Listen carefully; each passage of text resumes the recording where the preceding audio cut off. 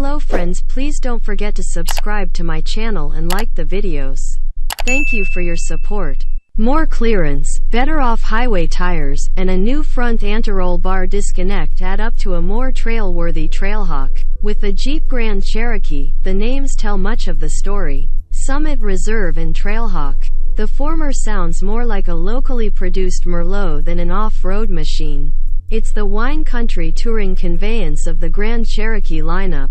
That's largely borne out by a quick scan of its pavement-oriented tire and clearance specs, not to mention our test results. The Jeep Grand Cherokee Trailhawk, on the other hand, sounds like a machine that wants nothing more than a dirt bath. It looks like a more promising off-highway partner on paper, too, so we had to lay our hands on one to better explore its capabilities. We had driven the new Grand Cherokee Trailhawk before, during the product launch event in Moab, Utah.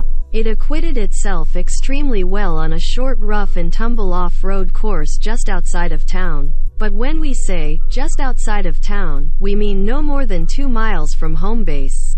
Very little pavement driving was involved on the Trailhawk portion of the program, so we didn't learn much about living with it day to day. At $56,030, the Trailhawk 4x4 sits just above the volume selling limited and below the Overland in the Grand Cherokee pricing and equipment hierarchy. That price gives you standard full-time 4-wheel drive, air suspension and adaptive dampers, power-heated and ventilated leather front seats, a heated steering wheel, and heated rear seats. The logically arrayed controls are laid out across a backdrop of piano black, which means that fingerprints seemingly come standard, with faint scratches optional if you use the wrong type of cleaning cloth.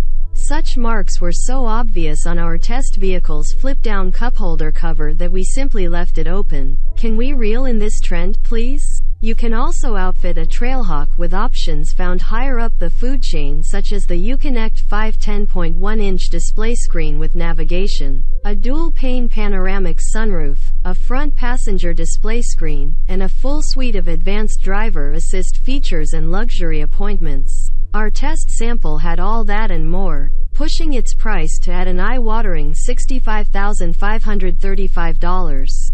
It would have been $3,795 pricier if we'd added the optional 5.7-liter V8. And the Trailhawk is also available with the 4Z plug-in hybrid powertrain at a starting price of $64,280. Our test sample instead had the 3.6-liter Pentastar V6, which is such an impressive base engine that it comes standard in all models, up to and including the Summit Reserve. Its 293 horsepower and 260 pound-feet of torque feel more than adequate in the Trailhawk, even off-road, where low-range gearing multiplies the torque by a factor of 2.72. Its output flows through the same smooth shifting 8-speed automatic and 3.45-to-1 final drive gearing as the Summit Reserve, so it's no surprise that its 7.7-second 60 mph sprint, 15.8-second quarter-mile run, and 5.5-second 50 to 70 mph passing times are within 0.2 to 0.3 second of the results we measured with the Summit Reserve. The Trailhawk times are fractionally slower, which makes sense when you consider the extra tread squirm that comes with its knobbier 265/60ths R18 Goodyear Wrangler Territory all-terrain tires. We're frankly surprised that the Summit Reserve's wider, pavement-oriented 275/45ths R-21 Continental Cross-Contact LX Sport rubber didn't give it a bigger advantage. We saw a larger performance gap in our braking and cornering tests, however, where the Trailhawk drew out its 70 mph stop to 185 feet versus 163 feet for the Summit Reserve, and at the skid pad managed just 0.78 grams of stick compared to the Summit Reserve's more robust 0.85 grams. Such at the limit deficiencies don't amount to much in the real world, though.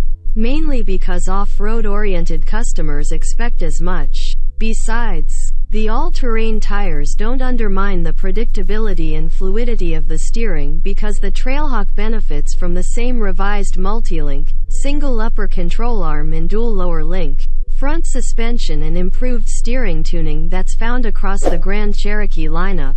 Also, the Trailhawk's standard air springs and adaptive dampers pair nicely with the taller sidewalls of its 18-inch Wranglers to take the edge off cracks and seams in the pavement. Off-road hijinks are what the Trailhawk was built to handle, and on that front it's not only much better equipped than the Summit, it also eclipses the previous gen Trailhawk. It starts at the chin. The Summit's street-oriented front fascia only offers 28.2 degrees of approach clearance in the suspension's highest off-road setting, and last year's Trailhawk was little better at 29.8 degrees. Its front air dam, though, was designed to be removable, resulting in 36.1 degrees if you were willing to go to the trouble and live with the unsightly result. Meanwhile, this new Trailhawk's reworked front end delivers 35.7 degrees of clearance out of the box, with no need to remove anything. The new Trailhawk also sets itself apart from last year's model in that its front anti-roll bar can be disconnected, just like a Wrangler Rubicon's. We measured its suspension articulation on our test ramp and recorded a Ramp Travel Index (RTI) score of 365 with the bar connected and 478 with it disconnected. A whopping 31% increase that resulted from an extra 4.5 inches of suspension flex across the front axle. We haven't measured the outgoing Trailhawk, but it would likely score lower because the new Trailhawk's revised front suspension also includes an extra inch of suspension travel. These two characteristics are why the new Trailhawk excelled in Moab and on our own trails near home. To surmount an obstacle, you must first clear it at the nose. After that, the traction provided by the all-terrain tires and low-range gearing in the Quadra Drive 2 full-time four-wheel drive system helps it clamber up the face. At which point the available, and cleverly disguised, Mopar rock rails protect the lower edges of the body as the suspension flexes to keep all four tires connected to earth. When that's no longer possible, the Quadra Drive 2 system's electronically controlled limited slip differential can shift as much as 100% of the rear axle torque to the tire that's still on the ground. Forward visibility is maintained throughout thanks to the Trailhawk's standard front-facing off-road camera, which can be cleaned with a washer system should you manage to splatter it with mud. Clearly, not everyone needs this sort of off-road performance, even in a Jeep Grand Cherokee. But the Trailhawk formula exists precisely because there are a good number of Grand Cherokee customers who want their Jeep to do Jeep things. On this front, the Grand Cherokee Trailhawk delivers. And it delivers a higher level of that sort of capability quite seamlessly. Its knobbier tires may dull its ultimate dynamic performance a bit, but the wide-ranging enhancements made to the entire Grand Cherokee lineup ensure that its on-road manners and general civility are thoroughly agreeable. Enough, even, for a trip to Merlot country.